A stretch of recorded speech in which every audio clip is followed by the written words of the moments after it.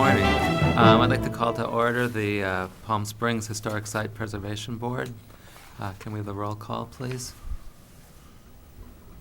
You want to do that, Loretta, or you want me to do that? Okay. Commissioner Hayton? Present. Commissioner Rush? Present. Commissioner Chespak? Here. I'm going to get your names right eventually. Got it. Commissioner Scott? Here. Commissioner Bledsoe? Present. Commissioner Williams? Present. And Chairman Isserman. Present. And you will be board members next time. I have trouble with boards and commissions. Okay. Can we have the report of the posting of the agenda, please? Yes, Mr. Chairman, the agenda was posted last week in accordance with state and local procedures here at City Hall. Right. Looks as though we have no public comments today, so we'll move right on to the approval of the minutes. Has everyone had a chance to review the minutes for the July 9th meeting? If there's no corrections, can we have a motion to approve the minutes? Mr. Chairman, I make a motion we approve the minutes for the July 9th meeting. I second that. Thank you. Can we just have a voice call on that? All those in favor? Aye. The minutes are approved. Chairman's report. There's really no update from the chairman. We were down in August, and after our restful summer, we're ready to get back to work. So we'll move, public hearing, no public hearings are scheduled. So we'll be moving right into the agenda items. Agenda item number 1 is the discussion of the city's historic preservation ordinance. Mr. Evans, can you talk to us about this? Yes, Mr. Chairman, we put this on the agenda. We went over it in reasonable detail at your last meeting, recognizing that we've got new members. I put this on to see if there was any additional discussion. Staff doesn't have any additional input for the commission or the board. We would certainly entertain any questions, and the idea was we went over it last meeting, and if any of you have any questions, thoughts, or ideas, this would be a good time to possibly discuss them. I have a question. If a member wants to, if someone from the community wants to have their building listed, what procedure, who would they contact, and what procedure would they go through? Well, they certainly could contact any member of the board or the staff. We have an application. It's a fairly simple application for historic site designations. And, if we're made aware of an interest, which we have been made aware of several property owners thought that they would be interested, we get the information. We volunteer to meet with the potential applicant to see if they need help with the application. So it really is something that can be nominated by any member of the community, a property owner. The board could go out and work towards trying to get nominations. The staff right now, we don't have the resources to go out and actively pursue, but we have a couple of properties have come to the board meetings or contacted staff. We have applications in their possession. As with many things involving city administration, people get an idea, they look at the paperwork, even though it's pretty simple, and it gets put on I'll do that on the weekend work desk, and the weekend just didn't come around. Right. So that's the process, and the board on a regular basis makes comments to the general public via the communication system that we have here, that if anybody is interested. We get a few inquiries throughout the year, but not a whole lot. Mm-hmm. If I could just give you a commentary, the city council prefers that property owners be involved in nominations. They would much prefer that they be involved in the application, and that they're supportive, as opposed to an at-large nomination and a property owner that says, what's this about? Where's it coming from? Why am I being pulled into something that I didn't volunteer for? Right. And those properties, obviously, there's a little bit of a red flag from the start that we're going to be involved in a little bit different process. We've been lucky. We've had most recently a Neutra house nominated by the property owner, and it was a very simple, smooth, I think rewarding process for everybody, and the council was quite pleased also. Thank you. We talked last time about Class 2 sites, and there was some confusion as to whether there actually are any. Would you have time to? Yes, we do have Class 2 sites. We have not had a chance to compile the list. It's in our list of things to do. Just so you understand, in the planning division, in our budget, we have 6 planners allocated. We have 2 vacancies right now. One of the vacancies is the planner that's normally assigned to the Historic Site Preservation Board. I'm pleased to announce that the individual we offered the position to, and we're currently doing background and physical checks, has written a master's thesis in historic town planning, not buildings, but historic town planning. And it's one of the areas that she's quite pleased with, and she's worked in communities that have older historic buildings. So she has a familiarity with historic preservation, not only by academic training, but also she's had some professional experience. So we're quite pleased to bring somebody on board that has that interest, and hopefully they'll be here roughly about the 1st of October, if everything checks out well. Great. About how many Class 2? We don't know. We just don't know at this point. I'm not going to throw a number out since I Okay. haven't counted. I mean, you asked me a specific question, and I know there's a house right around the corner from me called the Mousy Powell House, and Yes. the rumor is that it's a Class 2 site, and nobody seems to know for sure. it is a Class 2 Yes. site. It is. Okay. Yes. Yeah, and, you know, the remnants of some of the Desert Inn, you know, from the standpoint of the site, you know, I believe is a Class 2 site. It's been photographed and documented. Since there's not a lot of discussion about Class 2 sites, it's not something that just comes to the tip of my mind. I wondered if we did know who they were, and even other buildings we don't know about, if they were offered some kind of how-to list or what to really do. I guess they could just call here and try to find out, but it's not always easy to do that when you try to call here. How could somebody get something, or is there, what is that application process? How easy could it be for people, and could we make it easier?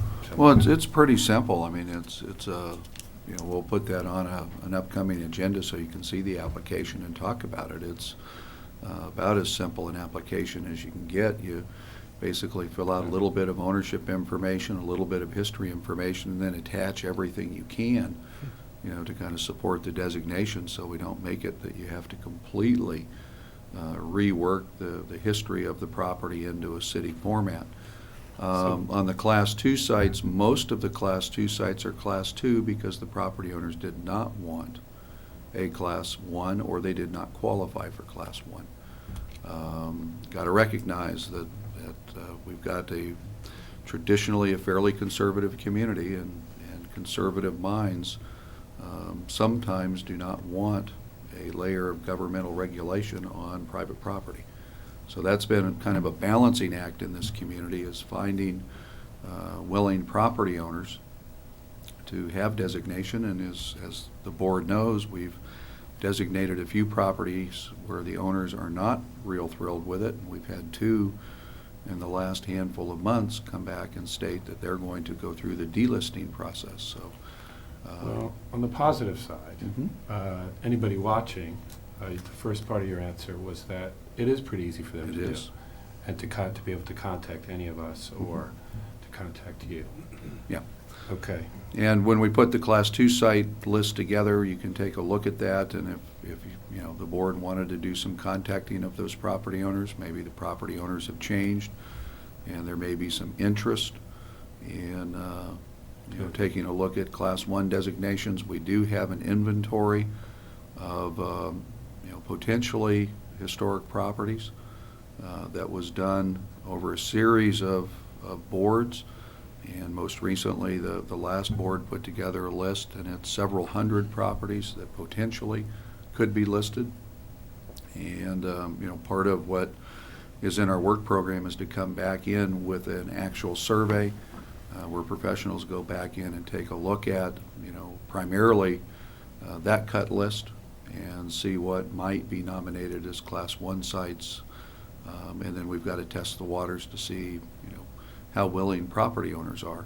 We don't want to, my commentary to the board is the more property owner-supported Class 1 designations we get, the better the program becomes. And when we end up with those long debates with an adverse property owner, those are ones that unfortunately get all the headlines and set the tone for the historic preservation program. And those, in staff's opinion, the board may not agree. We have to pick and choose those reasonably well. Otherwise, we spend most of our energy, in an adversarial relationship trying to do something that the intent is to help properties, help the community, and create Maybe a it better is up to environment. us to make it more appealing. And how do we do that? Maybe that's a job, Even these meetings, maybe we could be more entertaining. All right, that's a good answer for me. Well, Okay, thanks. We'll see if we. Next, Yeah. I know. So, We'll start at 7:30 with a little warm-up session with the board, and we'll serve espressos to get Yes. everybody appropriately energetic. The issue really becomes, in my experience, is taking the time to find the right properties at the right time. And, oftentimes we've sat back and waited for things to come, and usually what happens is we get a proposed substantial alteration or a demolition, and everybody, jumps into high gear, to try to fend that off. And I think that, as we get a survey completed, I think it gives a much more fine-tuned potential work program strategy to the board. You can then go in and say, how are we going to approach these property owners? What's the best way? And oftentimes it's trying to find somebody that knows the property owner, and being a bit less than just knock on the door and cold call, but to find somebody that knows historic preservation and has a connection with the property owner for the introduction. As I often say, the last piece of mail somebody likes to open in their stack of mail is a letter from the government, and it doesn't matter what level, especially if it's addressed to you. If it's resident or occupant or bulk delivery, but generally people look at that and go, uh-oh. And obviously, if you have somebody that's in tune with historic preservation, they might open it and be thrilled. But the cold call is probably the toughest way to introduce a program. Well, I would just like to say, I think it would be a great idea to, at a future meeting, bring in the guidelines for the designation, the form, and actually go through it with the board. Because I know we all get questions, from the public, and it'd be good if we were all familiar with how simple that procedure is. What we'll do is, because it's not on the agenda, Mhm. what we'll do is we'll give you copies today. Okay. So you can take a look at it, and if you have any ideas, suggestions, thoughts, let us know. We did look at, a while back, we were asked, could we simplify our form? We looked at forms from other communities. We found most of them were more complicated than ours. We've historically tried to have pretty generic application forms in Palm Springs. We've got some cities that have multi-page fold-out forms that are computer-based, and a lot of people just don't react well to something that looks that intimidating. Ours is fairly simple, and it's not very fancy. And maybe we could dress it up a little bit with some color graphics, since we don't give out thousands of them. And there was one of our boom booms in the room. But one of the things we might do is see if we can go to the graphics department and put something together that really starts giving it a little bit more life and character. Right now it's just ink on paper. Okay. Thank you. Any more questions about the ordinance? Okay, we'll move on to our reports. The agenda item number 2, do we have a report from the Palm Springs Historic Site Foundation? Yes, the foundation is now called the Palm Springs Preservation Foundation, and we are currently going full speed ahead on a public event which is going to be held on the weekend of November 1st, 2nd, and 3rd. It's a celebration of Polynesian architecture in the desert, tiki architecture. Right now, Friday evening, the opening reception will be at Toucans, and then on Saturday, November 2nd, we have a number of self-guided tours of examples of Polynesian architecture within the desert. We have a tour of the Royal Hawaiian condos, which will involve a discussion, a panel discussion about the restoration of the Royal Hawaiian condo and some information about how it was built and a tour of many of the units. And then from 4 to 7 in the evening of Saturday, November 2nd, a luau will be held at the Caliente Tropics with a panel discussion and book signings involving several people, including Sven Kirsten, who has written a book about Polynesian architecture. And on Sunday, November 3rd, from 2 to 5 at the Camelot Theater will be a Tiki Film Festival with many celebrity appearances. So we hope that all the public and all of you will attend.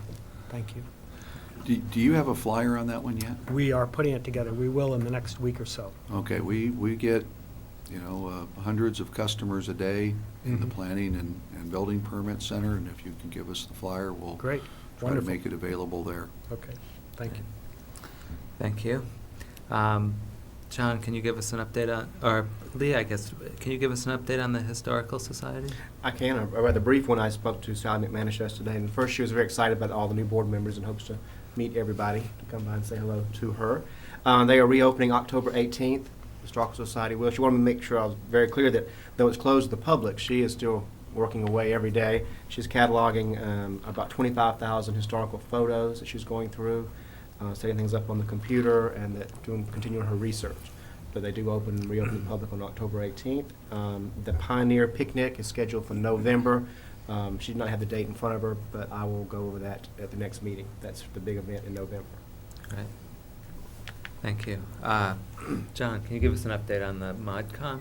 The ModCom committee did not meet in August, so there really is no update. The next meeting is this Saturday at 10 o'clock at Modern Way on North Palm Canyon. And any interested parties are invited, so I'll have an update next month. Great, thank you. Doug, can we move on to the HSPB plat criteria? Yes, the past board asked us to put together a little outline based upon the different types of plaques that the city has put up. We've started out with one plaque for any type of building. That plaque, and please, the Wellwood Murray Cemetery plaque over here against the wall is one of our examples we keep in-house. It had a typo in it and was redone before we delivered it. So we keep this in-house to show people what a plaque would look like. They're quite heavy. They're bronze. I've moved them around and I think suffered the consequences over the years of lifting the plaques. The intent is that's the traditional plaque, and it's the preferred plaque is the direction we've been given from the board. Should be used in all situations unless the board approves one of the following alternatives. I'd just like to say that the way your ordinance is written, not only does the board have some say in plaque design, but also the Planning Commission, because a good number of the plaques go up on buildings that are subject to architectural approval. The Planning Commission felt very strongly that the future plaques should have a reference to the Historic Site Preservation Board and the City of Palm Springs. That there should be a reference to this group, as well as the fact that they're city plaques. Some of the plaques over time have kind of been modified when we've done the text, and the board approves the text on all the plaques. We've either left off Historic Site Preservation Board, or in some cases we've left off the city. as noted in the Tramway gas station plaque. That is the actual plaque that will go up on the building. The property was fairly recently acquired. There's a lot of negotiations going on that building, and the owner has just asked for some time to deal with the building first and then a plaque location. So that's why we still have it in the office. We've tried to get the owner to allow us to get it installed. But so far, the owner's asked for a little bit of time to kind of let the building acquisition settle. And there's a lot of negotiations on who potential tenants might be, and that could very clearly have an effect on where the plaque would go. If the building were plaqued today, we'd probably have it somewhere on the perimeter so that you can see it from outside the wall. And if the land use were to change and the wall toward opened up, we'd probably ask to put the plaque more appropriately up on or adjacent to the actual building as opposed to the wall. And I know you all love the wall, so plaquing the wall might not be a great statement.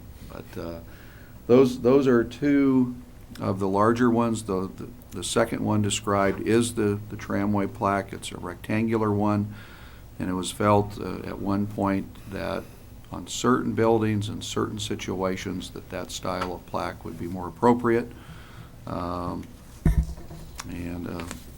To contemporary buildings or where the shape might become a factor in placement. It's probably more the building design than placement of plaque. On most buildings, we don't have a problem finding a real good place for the plaque. The other plaques that we have are in front of Jing, and if maybe she could hold them up. They're the small residential plaque. They've been used for residential properties, and depending on the style and design of the property, the board has gone with two different types of material on this, and for many, many years there was no option for a different material, and for the Wexler steel homes it was felt that bronze plaque would not quite fit the design and style of the houses, so we have those two plaques. In summary, the board actually determines the style of plaque and the text of the plaque, and placement you've generally left up to staff, although we have had subcommittees go out and look at properties, make suggested locations, and then staff typically goes out and meets with the property owner to finalize the location and actually install the plaque. In almost every instance, a city employee installs the plaque. We've got a gentleman in facilities maintenance that has installed almost all of the plaques in town. We haven't lost one yet, and one of the reasons we like John to install them is they seem to stay put, and everybody seems to be quite pleased.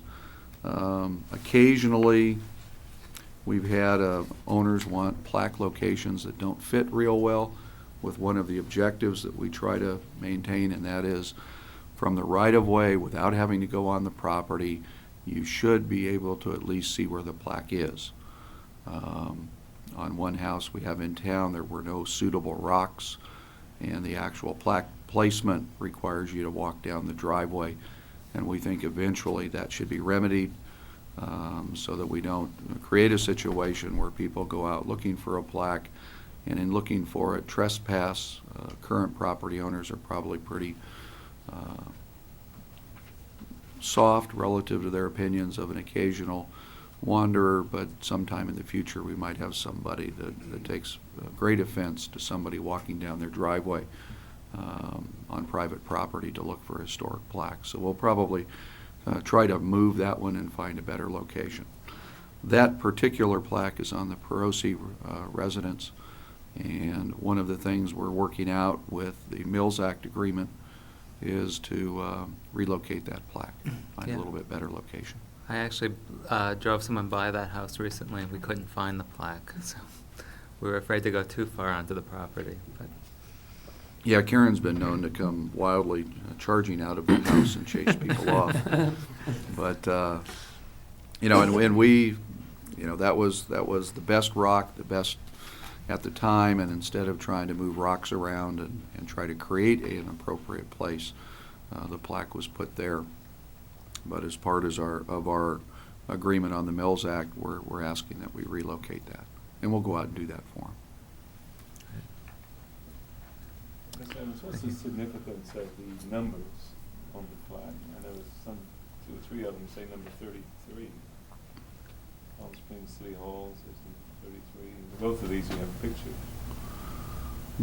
The numbers are supposed to be the designated numbers that are assigned when we designate properties. And I did not think we had duplicate number 33s, but evidently we gave Well, you. it has to do with those were all designated Oh, at the that's same right. motion That's right. of city council. That's right. Oh. So, and That all, was- On the list, there are 2 or 3 that say number 33. yeah, I think there's actually 4 or 5 that have Yeah. number 33. That was the Albert Frey night. Chairman, I'm glad you recalled that. We also have 7 with 43. Yeah, Those are the Lexington. Yeah. right. That numbering system kind of evolved. We probably should have had individual numbers for each property, but that's the way the system started. Yeah, I think they all have their own case number, but then because they were all designated the same night, they ended up with the same number. Okay. One footnote to the plaque. I guess we should move forward on the Grace Miller plaque, the Neutra for Catherine Mailer's house. So can we contact, or, I mean, what's the appropriate, should we request, ask Catherine what plaque she desires for the house, or as a board, should we be deciding what plaque goes on that? Well, what we could do is if a board member wanted to be appointed by the chair as the contact, you could sit down with her and talk to her about the plaques and the actual text that would go on the plaque. Typically, it's a residential plaque. This is Right, likely to be the style. On a residential plaque, the information is very basic. mhm, It's not a narrative description, but you can either do that or we can contact her. We've Okay. enjoyed our contacts with her. I'm happy to contact her and discuss it with her. thank you. Member Rush? Okay. What we can do is we'll get you a photograph of one of these. We're real nervous about loaning them out. You know, we've had plaques disappear for short periods of time. We get kind of nervous. Great. And you may have said this, but how many of the properties actually have plaques and how many don't at this point, do we know? Of the ones that have been designated Class 1? My recollection is all Class 1 sites have been plaqued, with the Oh. exception of the ones that yet to go up. I see. And for the most part, the reason they're not up is we're waiting for property owners, or we just haven't been able to get a hold of everybody during the summer months. Okay, thank you. Agenda item number 6 is the HSPB draft, well, it's a draft request for the proposal for the citywide historic preservation survey. And I have a few comments, but do you want to give a staff report on this first, Doug? Well, actually, this outline was looked at by the board previously. Majority of you are new. After the board's review, we sent it to the city attorney and our purchasing department for their input. This is a proposal that once you're ready to go, we're ready to send it out. And you know, the project that would provide the funds appears to be getting close to construction. So I think if we were to send it out, we would be in a pretty good sequencing of being able to review the proposal, select a consultant, and have the funds available to go forward. Great. So if you have any suggestions, we're certainly open to those. Okay. And Right. I actually have several questions and/or suggestions. On page 1 in the 3rd paragraph, where it talks about members of the HSPB and other community member involvement, I was wondering whether or not we should specify who these other community members would be, whether they would be members of, whether we would want representative from the Historical Society, from the Palm Springs Preservation Foundation or from the ModCom? Or is it specifically left open to include these people? It's specifically left open. Typically, when we hire consultants, we put together primarily a panel of technical people that look at specifications and proposals, and they do that on a regular basis. They're city employees. And then we typically, in something like this, put 1 or 2 community groups on. We do not want to have a group probably larger than 5 that are looking at it. It becomes very logistical, complex to get everybody in the room to review and interview. So we left it a little bit vague purposely. Okay, well, I guess I would just like to know that these people from these boards would be considered as community member representatives. Now, the review board is just to select a person to do the survey, or is that to review the survey as well? I'm a little confused with that paragraph. The only task that's listed here is the actual review of proposals. So it's consultant selection. Okay. Moving down here, I guess it's the second paragraph from the bottom. It talks about the field survey of historic resources 45 years or older. I'm concerned that, I mean, if you look at the buildings that are already designated, we have at least 5 buildings that are younger than 45 years. The Albert Frey gas station, the Desert Museum, the Lower Tramway station, the steel houses, are all, closer to 40 years old. With the gas station, I think, was built in 65, so it's not even 40 years old. So I'm concerned that putting this 45-year limit may be excluding, or it does not reflect, the Palm Springs period of some significance. So I'm wondering if that 45 years should be, if we should take out a specific age, or if we can change that. Well, one of the things that we've discussed with the previous board was updating our ordinance. Currently, that's a time frame, comes right out of the city ordinance. We tried to do some adjustments to the ordinance a while back, and the board wasn't real thrilled with it. Right. But that was one of the areas that we specifically felt needed to be adjusted. So we can come up with either some alternative language or a new date there. Okay. But that's a good catch, Mr. Chairman.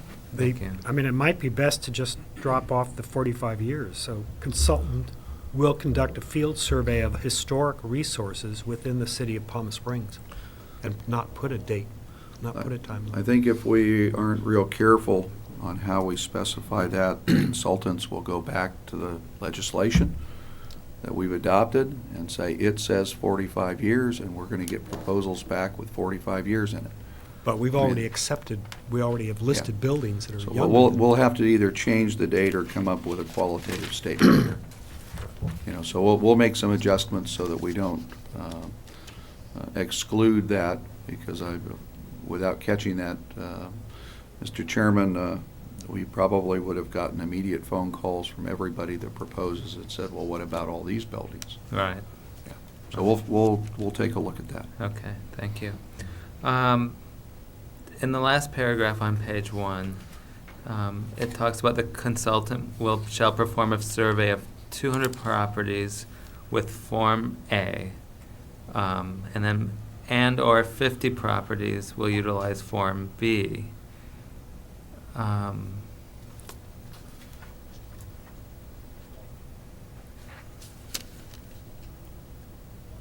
I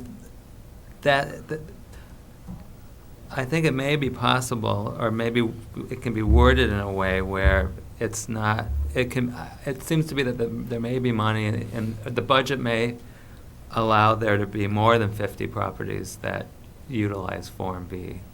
And I don't know if we want to have a limit of 50 properties for the more extensive form. There's a following sentence that talks about they may propose additional Form B properties depending on budget constraints.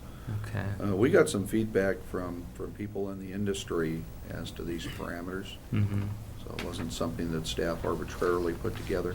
Right. And the feeling was that somewhere in those ranges was probably a reasonable number. Again, we still don't know, while we're going to give them a pretty good list to start from, we're not sure how much independent research they might spend trying to find properties that don't show up on any of the lists so far. And I think that's always the question that you have. If you give somebody, here's a target, Right. have you diverted their attention? And we want to leave some flexibility. If a consultant comes in and says, we think your list probably needs to be expanded, and we're going to spend a fair amount of time doing that, I think that gives some parameters. Okay. And then I would like to move on to page 2. I have 2 comments. In the first paragraph, it talks about the properties that do not have the required level of information necessary to be evaluated for the National Registry are given a code of 7 for unevaluated. And maybe you can clarify this issue for me, but from what I understand, code 7 means that it just means that they haven't been evaluated for the Form B. So a more appropriate evaluation may be 5N, which means they're not eligible for the National Registry, but are still of local interest because the resource needs some kind of special consideration. But to give it a 7 just means it hasn't had the further evaluation.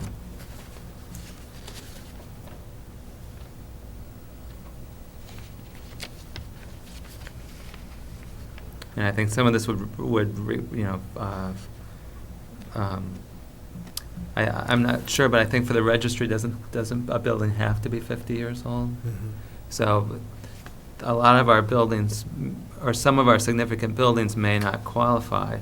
So a 5N would be maybe more descriptive of them not qualifying as opposed to 7.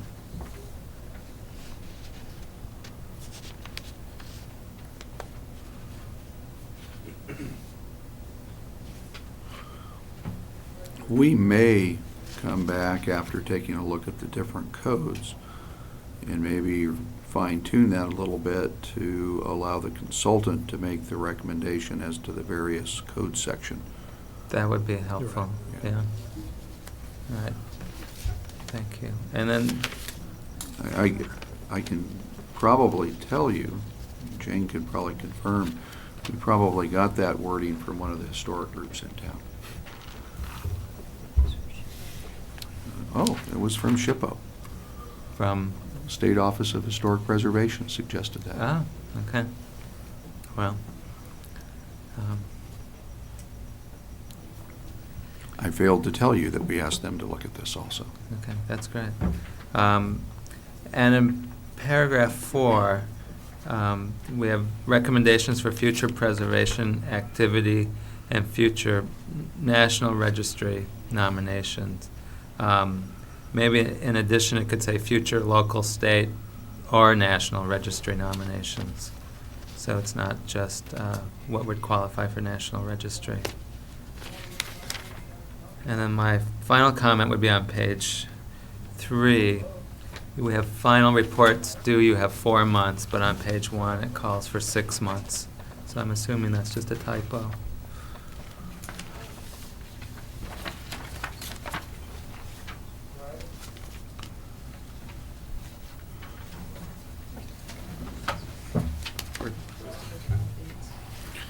Yeah, we haven't plugged all the dates in yet, so we'll Okay. Well, get that fixed.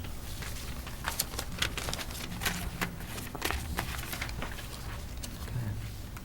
Do we have any other board comments? I have a question regarding the 200 historical resources to be surveyed.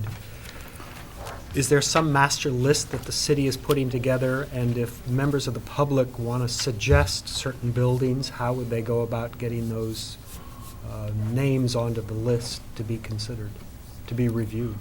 Well, the board basically put together a list. It was based upon a survey that was done back in the 80s, and then they took a look at that survey result and consolidated and then added various properties that they were aware of. If anybody thinks that there's a property that should be surveyed, all they need to do is get it to us, and we can add it to that So- list. But- So if there's someone watching who thinks that their house or building should be considered, they would contact the city? Contact the city, either myself or Jing at 323-8245, and leave us the name and address, or we'll give them a call back, and we can add that to the list. Great. I have a question. Can you clarify the difference between Form A and Form B? Since they're 200 on one and 50 on B, what are the differences in the forms?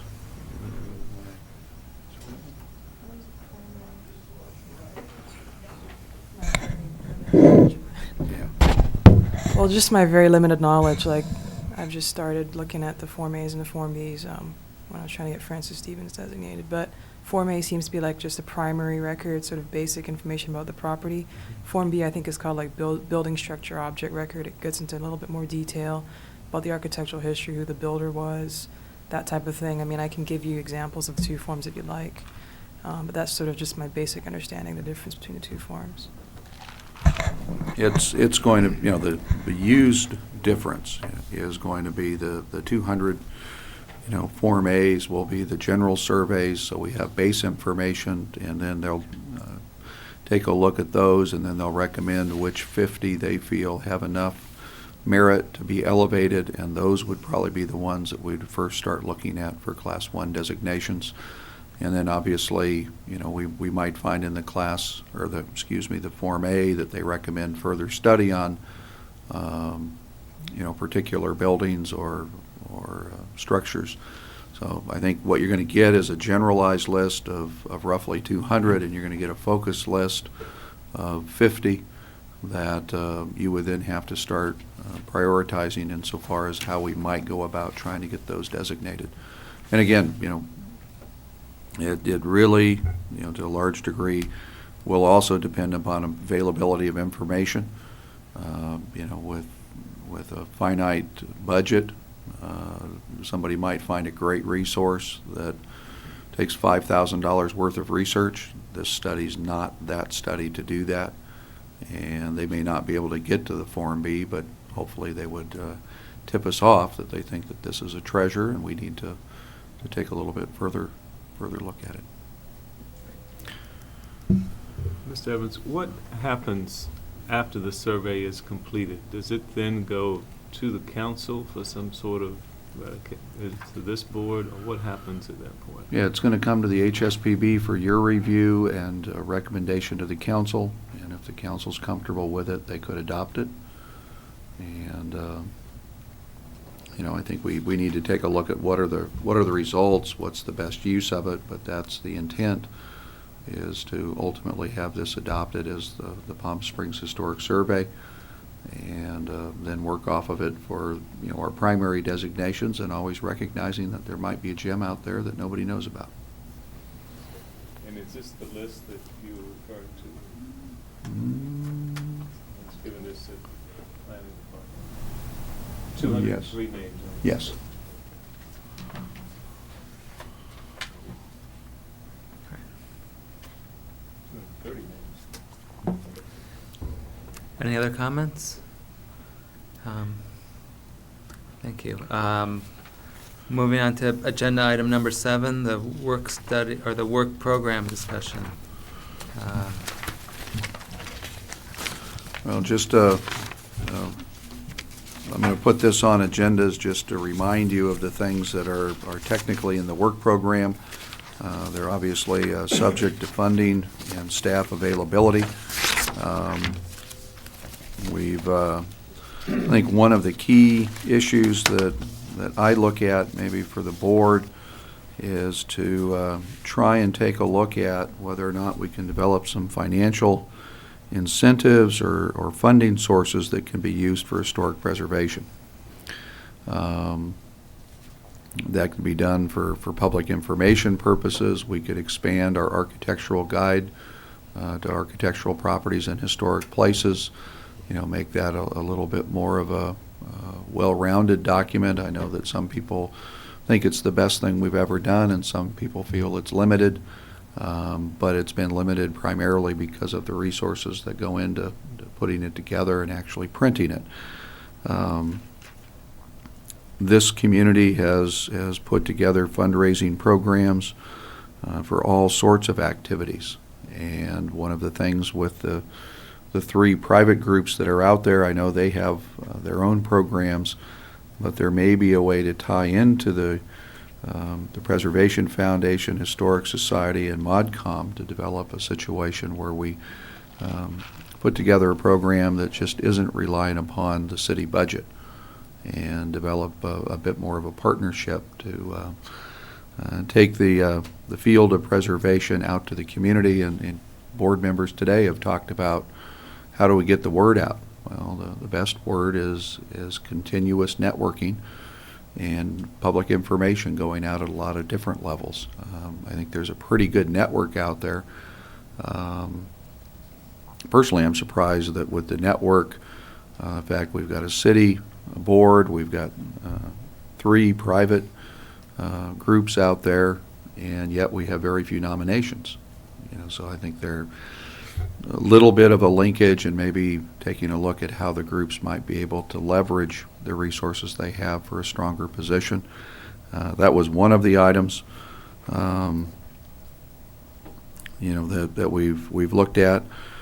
Getting into the certified local government program gets us into the position where we can, at that point, compete at grant level. That typically is something that, unless you have a board member or somebody in the community that wants to be a volunteer, you either have to allocate a fair amount of staff resources to it or bring in a consultant. And right now, with all of the tasks that we've been asked to do, we have to kind of triage our resources, and we don't have somebody I can put on historic preservation on a daily basis to track down all the leads. We've got great ability to find where the money is. The problem is then following up on pulling that in. The master plan for historic preservation, we do have a chapter in our general plan on historic preservation, and if it's the board's pleasure, I could put that on your upcoming agenda so you can take a look at it. We are scheduled and budgeted to update the general plan over the next 2 years, and one of the components of the general plan is historic preservation. Recognizing that document is really the weaving of all the city programs into a mission. And at times people take a program and pull it out and forget that there's a whole lot of other policy that the city has, and sometimes the decision makers have to balance. Was it the intent to have a single focused mission, or was it an overall general mission? And the historic preservation section of the general plan starts to do that, and then bringing the board members up to speed on the potential challenges in the rest of the general plan relative to redevelopment of property, things of that nature, because this city has a lot of areas that in our plans, in our redevelopment plans, they've been identified as underdeveloped. And at the same time, we might have historic resources in those areas. And that's a classic conflict and urban growth patterns that every city struggles with. The ordinance revision, we believe we need to do it. The city attorney believes we need to do it. So somewhere down the road, we need to put that on the front burner. I think the survey is probably more important right now. But there are some things in the ordinance that need to be fixed, both I think operationally as well as legally. And that will take a little bit of work with the city attorney's office.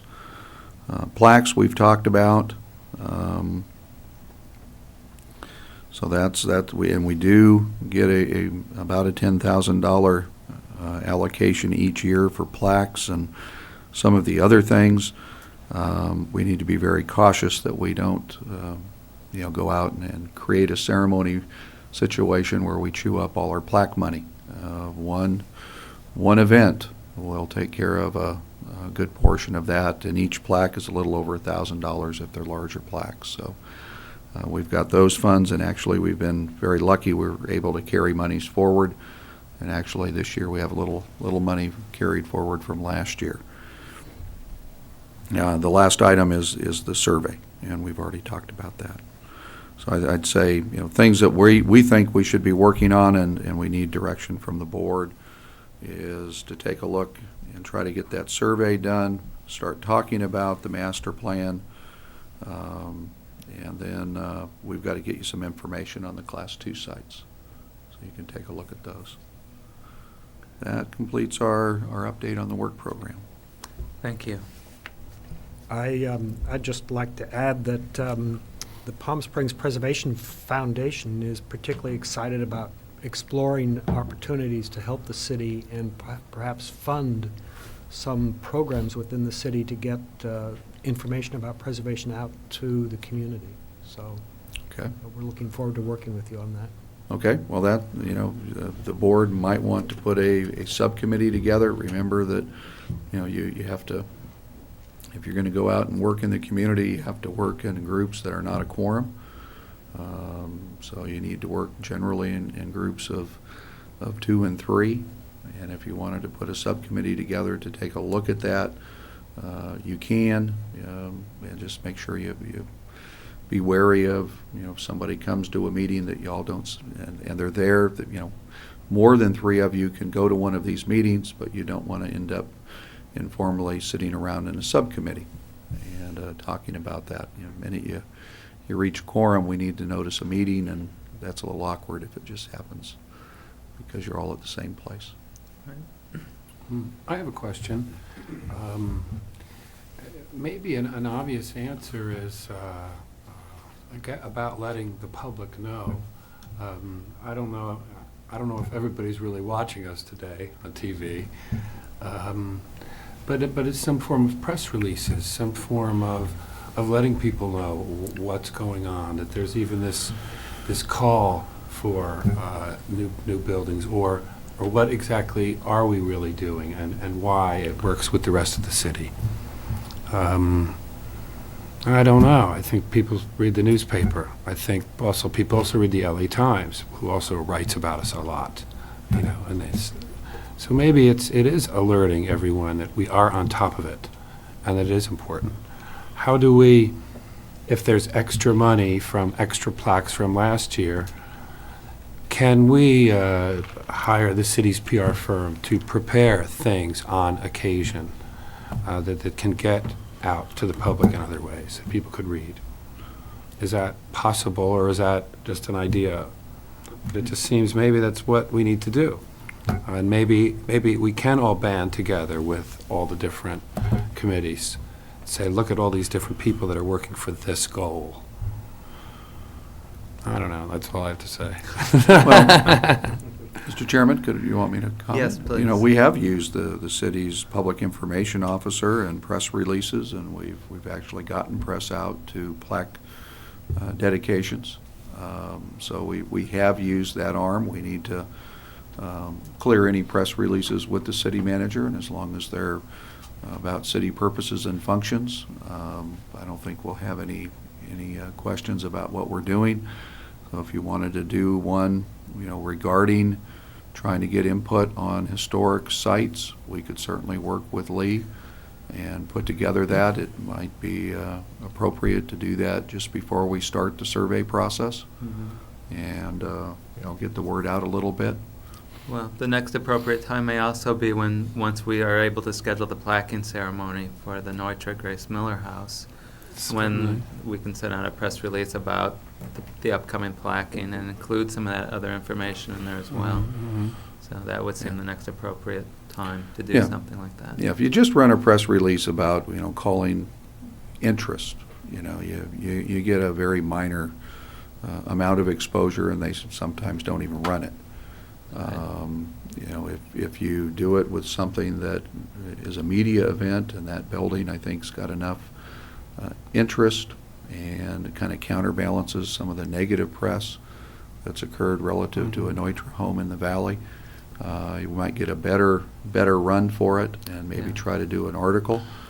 Yeah, and that placking will probably coincide with the publication of a book on that house as well, so that it should be a great thing A to kind reason. of tag on to. A reason to go, for someone to go. And what I that- was just curious, I Yeah. didn't really know we did that. I Yeah. didn't know those The, things the, happened. the best time to do something like that, to get the word out, is when somebody might show up with a camera and a TV. You know, that gets to the greatest number of people. A picture and a little bit of video footage, they're 10 seconds or less that they put up on the screen.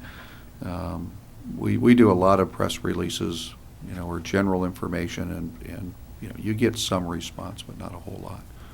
And, you know, with the other groups, you know, that are involved, one of the things that might be advantageous is if the groups, you know, want to put together a little program also, maybe trying to get a feature story about the good things about preservation that have occurred, as opposed to just waiting for the next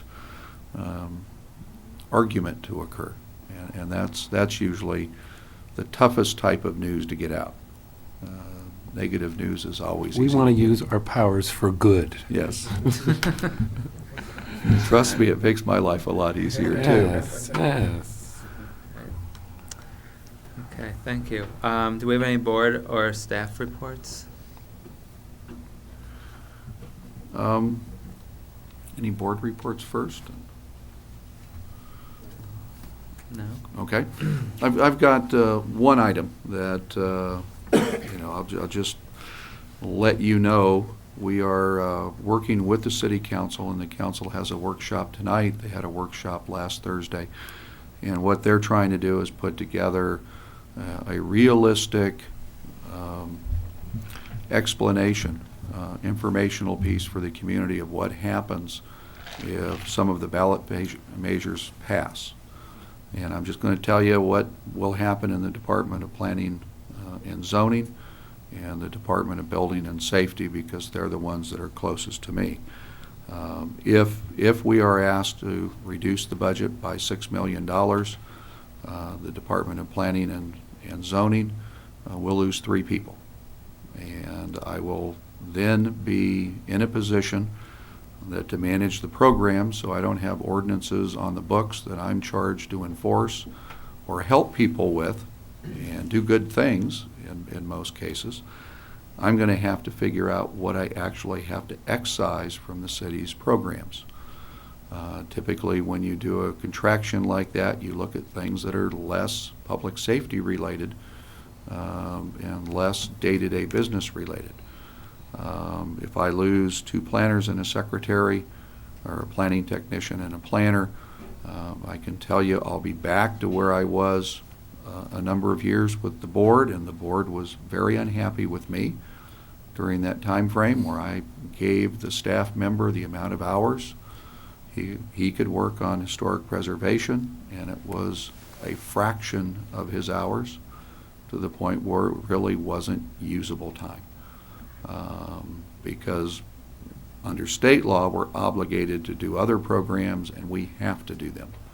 And so optional local programs, unfortunately, start to fall by the wayside. I haven't started that process. Obviously, I'd have to work with the council, the board, and the planning commission to do that, because we're changing laws if we go that direction. In the building division side, they would lose 4 people. And, you know, key consequences of both departments, if you tie it back into engineering also, our permit center would probably only open half a day. So if you came down to City Hall to get a permit and you came in the afternoon, we'd likely have the door locked, and you'd see people inside and you'd get very unhappy. But we would have to do that to get the work done. If our permit center has 1 person, they need to spend part of their time actually doing the permit work, not taking in plans and talking to people about and answering questions. Same day inspections would roll over. We would probably get into inspections where, in some cases, you would get them the second day, in some cases, maybe the third. Significant impact on the construction industry. We currently do same-day inspections. If you call before 7 a.m., we have an inspector at your job site today. And it's a 24-hour hotline. You call it in, and again, by 7 o'clock, if you're on the message recorder, we're going to be on your property the same day. Pretty significant issue if you're a homeowner and you've got a construction crew waiting to go to the next step and they're told they can't. They're going to sit on your property or go home, and you're going to pay for them while they sit around and do nothing or create havoc by working past an inspection and then create more problems. Plan check will go out to, a large portion of it go out to contract plan checkers. Small projects and remodel projects that go to contract plan checkers get lost. Not lost physically, but they're very difficult to deal with a plan checker in San Diego. While they offer a great plan checking service, it's not very personalized when you're in Palm Springs and your plans are in San Diego.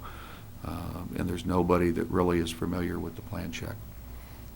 I can tell you, the council's got 3 strategies, and then I'm done, that are before them. One is cut programs, parks and recreation programs, and some of the non-essential policing programs, some of the downtown programs, things of that nature, and there's a list that adds up to roughly $6 million, and it's community services that this community has demanded over the years, and in many cases has said, we'll pay extra to have all these things. The second one is an across-the-board 20% cut. That's the one I just described, how it affects the Department of Planning and Building. And I can tell you it's roughly a loss of 70 employees, as I recall, 29 out of the police department. Police and fire over 50% of the city budget. And, you got a situation that you can't manage a budget reduction if you do it with manpower without touching police and fire. If you were to come back in and say, don't touch police and fire, it would require almost a 50% cut in every other department in the city. We'd have closed signs up. I mean, we just wouldn't be able to do the work, and we'd lose revenue. We wouldn't be able to do tax audits. So whatever you reported, we trust you. And our experience is our tax audits are very valuable to make sure that the community gets its fair share of the revenue. The other one is a hybrid, where it takes a little bit of the program, a little of the staffing reduction, tries to do a little bit more prioritization, and tonight the council gets to try and decide what they might put out to the voters. If the board would like the information that's handed out to council, I'll just give it to you. But I think what we're trying to do, and we've done it before, is put an informational campaign. Voters decide. We don't advocate one way or the other, but I think they need to understand that in this community, a $6 million hit has consequences, and the council wants to give people ideas. And right now, the council has 3 options, and I don't think there's a program in the community that doesn't get affected virtually in any of the 3 options. And where did the $6 million hit come from? It would be the utility users tax.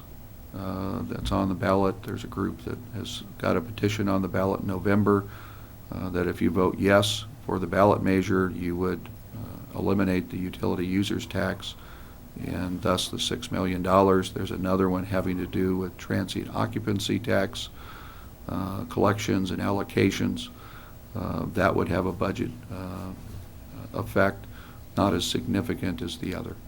That one. How would that affect in dollar amounts, the second proposal? I'm unclear on that one. Utility is an all or nothing, you vote against it or for it, but the other is just a reallocation, isn't it? It adjusts the tax rates and reallocation, and it would just, that one is a, one I'm less familiar with. Me too. And what we're putting together, the council this week will give us direction on how they would like to handle the informational campaign, and anything the council does for the community, they have to put the materials from both positions, the pro and the con material, out to the community. So if we mail something out, it will have both sides. The information that the city puts together will talk about just fiscal realities. The council obviously is very concerned about this, and I can just tell you, I get to sit through the meetings and sit with the department heads as we're taking a look at what we do. This city cut rather dramatically back in the late 80s, early 90s. Every position that I referred to that would be cut were add-back positions because of service levels. And in many cases, we had to wait 2 and 3 years past the need date to actually get the positions reallocated for planning and building. And I can tell you that when you wait 3 years and your permits are going up 20% a year, you wear the people out when they're looking at that. And in planning and building, we've gone from about, in '96, roughly 600 permits a year to we're over 1,200 now. And we've added a couple of people, actually 1 secretary and 2 planning positions, which were positions we had previously that we cut, and we put them back. And if we have to cut them again right at the top of the economy, I can tell you I've not seen more interest in this community in my tenure with the city from the standpoint of residential development. We've virtually had none for many years. Now we're back to what I'd call a very modest growth rate with single-family residential, and we might go up a little bit if things happen. We've got interest again in the downtown and some of our less developed parts of downtown. And then we've got interest in, retail that would add to the tax base. And we've got some hotel interest. And if you take a look at all of that, over time, this community has asked for more and more services. It has not ever come back in and really said, let's cut the services. Certainly not at the level of $6 million. We've had to do it because of loss of revenue. The state and federal government took away a lot of money in the late 80s, early 90s. Revenue sharing went away. Some of the gas tax. The state plays games with what they're going to give the local governments. We still expect the state to take away this year. That there is a great potential that at the end of the day they may take local revenues away to take care of their budget problem that we read about. Municipal finance in an older community like this is a much tighter game or situation than you're going to find in a growth community like a Palm Desert, La Quinta, and Rancho Mirage to some degree, where they were old communities or very undeveloped communities that are developing at a very rapid pace, and in that case they build large budget surpluses, which we do not have. But that's an overview. Would the board like the printed material that goes up to council? I typically provide that to the planning commission, but it's their request, your request. Yes, sure. Yes, Okay. please. Everything that I get that is handed out at a council meeting, we'll try to pass on to you. It's public information, and you can share it with whomever you'd like. Thank you. Okay. On that happy note, Yeah. we'll adjourn the meeting. Hopefully, we'll be back here. Yes? Mr. Chairman, is it too late to ask a question at this point? or- I'm sorry, go ahead. Ask. Okay. I just wondered if you could give us a little more update on the Tramway gas station. Being on the Tourism Commission, I know there's interest for tourism to take that over for a visitor center. Is that a reality, since that is one of our possibility, I guess is a better word? And I would personally would certainly love to see that happen. It's an active negotiation, so it's a possibility. I'm not the negotiator, and the negotiator could not report back to you. We do negotiation reports directly to the council in closed session. I can tell you the city has tried very hard to try to put a package together. I think it's the council's preferred location.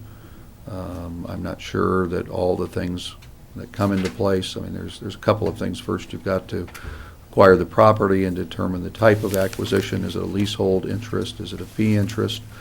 Then you need a capital improvement program because the building today is not usable. for a tourism center that doesn't have parking facilities that are adequate. You know, so we'd have to come back in and reconstruct parts of the property, so you have, you know, capital cost, you've got a timing cost, and trying to put all that into place with a business that has to stay open all the time. You know, you're essentially at that point dealing with two property owners, two timelines, and obviously a cost that's probably a bit more than we pay today because we just lease a space. So the council seems to be interested, the negotiations are ongoing. I don't know the outcome.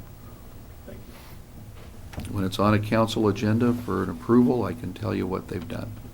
That's essentially the way negotiations occur. That even if I were the negotiator, I can't tell you anything more than the parameters. Thank you. We'll adjourn the meeting, and we'll see you all in October. Thank you.